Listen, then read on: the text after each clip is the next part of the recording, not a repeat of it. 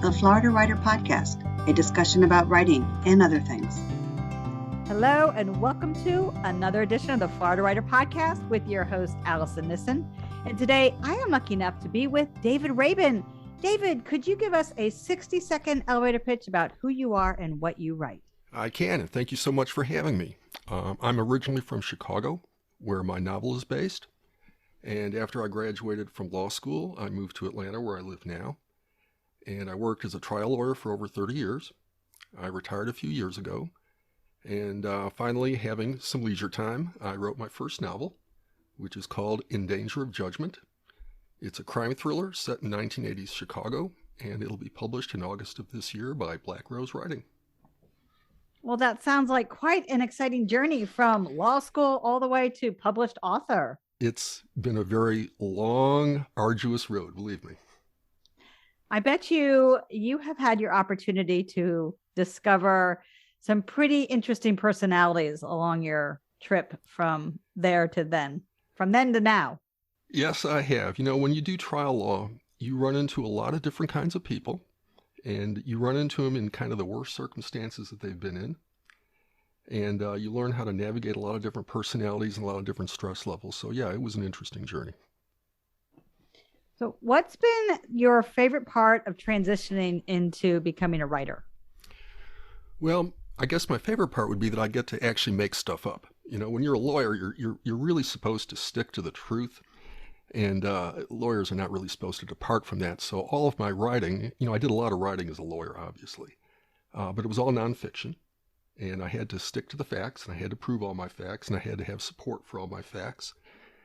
And when I was writing as a lawyer, I had to educate a decision maker, basically. So I had to write in a very linear fashion, chronological fashion, just the facts, ma'am kind of fashion. And I never had to write dialogue. I never got a chance to create. But now as a novelist, I get to pretty much create whatever my imagination desires. And I get to write dialogue, and I get to create my own characters. I don't have a client or an opposing counsel. I'm kind of all on my own, and that's a really, it's a liberating feeling. Was it also liberating to give up the legalese? Oh, it was tremendously liberating to give up the legalese. You know, everybody who knows me asks me, do you have a lawyer in the book? And I said, no. You know, I was with lawyers for 33 years, and they're a fine group of people, but now I'm retired, and I'm happy to not write a book about lawyers. So when they say write what you know, you're not writing about who you know, you're writing about other things. I'm writing about other things. Actually, probably one of the biggest mistakes I made, I think, in writing the book was that I chose a lot of topics about which I had very little knowledge. And I did insert some things, deliberately, of course, about things that I did know. But I wanted to write about stuff that I thought would be interesting to a reader. And so a lot of the book required a lot of research, a tremendous amount of research, but I did write a few things that I knew. So what was the hardest part? The hardest part of writing the book was learning how to write a novel, which probably may sound like a tautology, but, you know, I had never studied creative writing. And the last time I'd written fiction, I was in grade school, which was decades ago. I never took any classes or took any workshops, which was probably a mistake. I thought I could get by having read novels, but that turned out to be not exactly true. And I would urge others not to make the same mistake I made if they want to write a novel. But, you know, there were a lot of things I had to do in the novel that I had never had to think about before, like how do you write dialogue? And how do you identify the speaker? And how do you express a person's thoughts, which are all things I'd never had to do when I was a lawyer. And, you know, then there are things like how do I mix dialogue and narrative? And what dialogue tags am I going to use? And in what chronology am I going to set forth the events? And how many different points of view? And, you know, when we read novels, all of those things are in the novel. It's sort of like background music. They're there, but you don't necessarily consciously focus on them. And when I started typing the book, I realized I'm going to have to start thinking about these things. And that was, I would say that was the hardest part. You said you didn't take any classes. Did you end up with a writer's group or with a mentor? How did you just bury yourself with a bunch of how-to write books? I did not. The one thing I did, I'm confessing my ignorance here. The one thing I did was I read Elmore Leonard's Rules on Writing. It was an essay he wrote, I think, for the New York Times, along with several other writers who did the same thing. And I typed out his rules, and I pasted them onto my computer desk so that I could be reminded of them as I was writing. And that was pretty much it. My first draft was pretty rough. But then I joined the Atlanta Writers Club. And that's when I really started learning about the art of crafting a novel. I could not be where I am right now had it not been for joining that club. I was not in any writers' groups. I don't really have the self-discipline, I think, to do that. But I went to the Atlanta Writers Club's meetings where they have guest speakers that talk about the various aspects of writing a novel. And that's where I really started to learn the process. And the Atlanta Writers Club also sponsors 2 semi-annual conferences, writers conferences. And I started going to the conferences and went to their workshops. And eventually, when I felt ready, I started pitching agents and acquisition editors. And they did critiques on my manuscript samples. And that was tremendously helpful in my journey. That's where I really started learning the process. So I kind of got into the educational part late, which I think I could have probably spared myself a lot of agony had I done it earlier. And I would encourage your listeners not to make that mistake, but that was my journey. So you learned how to handle evaluations from other people, which I imagine is very different than, say, what you were used to, which was more of a judgment, like there is a right and a wrong or a yes and a no in the legal profession. And then as a writer, we are subjected to everyone's subjective opinions. Well, the legal system is more subjective than you might think it is. So I had actually gotten accustomed to being criticized and being critiqued and being evaluated and assessed. And, for every motion or trial or hearing or whatever I was handling, I was always getting a grade of some kind.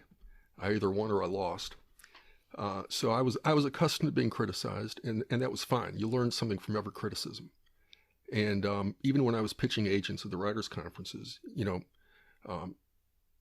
the feedback that they gave me on those manuscript critiques was absolutely invaluable to me. It enabled me to polish my first 19 pages, which is the critical part of the manuscript if you're trying to sell it.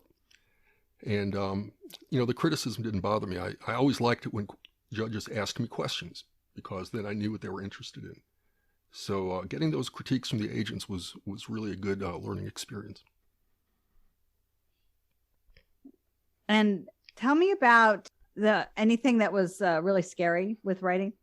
I would say the scariest part was that I was writing about topics that I had to do a lot of research on. And I was deathly afraid I was going to get something wrong. I didn't want somebody writing to me and saying, "Oh, by the way, Mr. Rabin, I'm an expert on X subject matter, and what you said was foolish." I don't want those reviews, and I don't want those emails. So I was highly motivated to do as much research as I needed to do to make sure I got the stuff right. And that entailed an enormous amount of research. I probably put 5% of my research in the book, because there's a process of winnowing. You start high and you kind of work your way down to what you need. So the scariest part was I didn't want to get something wrong. But the good news on that was I was fortunate to have a number of subject matter experts who were willing to kind of take me under their wing and teach me what I needed to know and read my book after I'd written the first draft and tell me where I got my stuff wrong. I interviewed several Chicago police detectives. I worked heavily with a Cook County, Illinois prosecutor who is familiar with CPD procedures. I consulted with a neuropsychologist because the book has some psychological angles to it. I consulted with some retired military personnel because it's got some military aspects. So it was scary going through that process, but I was really glad that I did it because now I feel more confident. And how did you find your subject matter experts? Well, the Cook County, Illinois prosecutor happens to be my nephew, which was just completely sheer good luck, So he helped me tremendously. And then he introduced me to some Chicago police officers. So I was able to interview them, and they took me on a tour of a Chicago Police Department facility. So there was sort of an ongoing series of events that turned out to be lucky for me. I have my wife is from a military family. So one of her brothers advised me on the military aspects. And a friend of mine knew another retired military guy, and I consulted with him. So, and I also have a very good friend who is a neuropsychologist, also lucky. So, if you look around enough, you realize you know a lot of people and they know a lot of people. And somewhere along the line, you'll probably be able to find somebody who can help you out. Absolutely true. Absolutely true. So what's next for you? Well, I'm working on the second book now, God willing. The first one was scary. I felt like I was jumping into a pool and I didn't know how deep it was and I didn't really know how to swim. So now I can at least dog paddle a little bit. And I'm more familiar with the process. I have some understanding of what I need to be doing. I know what my dialogue tags are. You do it once and then you realize it's doable. So now I'm really, I was scared when I started the first book. Now I'm looking forward to the second one. And what's your process? My process is not entirely disciplined. I have nothing but the highest admiration for authors who sit down at a certain time in the morning and write for X number of hours, and they do that every single day. I wish I had that discipline, but I simply do not. So my process on the first book, the one that I'm about to get published, fortunately, I'd been thinking about it for 20 years before I started writing it. Yeah, I'd been writing it in my head for a really long time. I just didn't have the time back then to actually write a novel. So by the time I started typing it a few years ago, I knew what was going to happen. I knew all the scenes. I knew all the characters. So I outlined it. And it was easy to outline because I'd been thinking about it for so long. And what I would do is I would sit down and start typing, basically when the inspiration struck me, and then I'd type for a long time. And every time I typed something, I would then edit it over and over and over. I'm not one of these people who writes a first draft and then starts editing. I'm a little bit too compulsive to do that. So each time I wrote something, I would go back and edit. And I found that was a good way each day when I started writing. It was good to look back at what I'd written the day before, 2 days before, and re-edit it, because that kind of got my mind working again in novel mode. And then by the time I finished editing it, I felt like, okay, now I can start on the next thing. Well, now that you're a writer, do you read differently? Oh my God. I read way differently. I watch TV and movies differently. It's almost like a disease that I've caught. When I used to read, I read the story. I wasn't looking out for how does the author do this or that or this. Now I slow down. I read slowly. I'm looking at things like, do they use adverbs with dialogue tags, which never occurred to me when I was just reading novels. How do they convey information? Do they do it through dialogue or through thought or through narrative? There's so much that goes on in a novel that you don't necessarily think about. And now I'm thinking about that the whole time. So yeah, I read much differently now. I found that to be one of the most interesting aspects when I started writing myself, was that I couldn't read the same way. I will say, though, I've been writing for quite a while now, that I've gone back to reading much the way I did, say, in college. Good. Well, I hope I can get back to that someday. Yeah. Well, and I tend to do that with things that are outside my genre. So that helps. Yeah. Uh-huh. I'm less critical. Well, my problem is whenever I read a book now, I think, God, I wish I could write like they do. And then I remind myself they all write differently. So it's okay to, not write quite exactly the way they do. Yep. And, so many people get into writing into writing books because they are frustrated with the books they do read. Like, I can do a better job than this. I'll confess, I never thought I could do a better job than them. But, when I started writing it, really, I just wanted to get the book out of my head because it would not leave me alone. I wasn't even planning on traditionally publishing. I was going to write it and then self-publish. And then once I'd gotten it finished, I decided, well, what have I got to lose? But it was really the story not leaving me alone. That was my motivation. What was the process like for you to find a publishing company? Did you find an agent first? Did you go straight through the publishing company? I went the Writers Conference route for about 2 to 3 years. and got some interest from agents. I got requests for some partials and some fulls, and they liked the manuscript, and I won a few awards for best manuscript sample, but none of them really were looking for the kind of story that I had. And after going through that process for a while, I started doing some research on publishers who take submissions without an agent. And that's how I found Black Rose Writing. Well, fantastic. And congratulations on the upcoming publication of your book. David, are you ready? Well, actually, before we switch to rapid fire questions, could you let our audience know how to get in touch with you?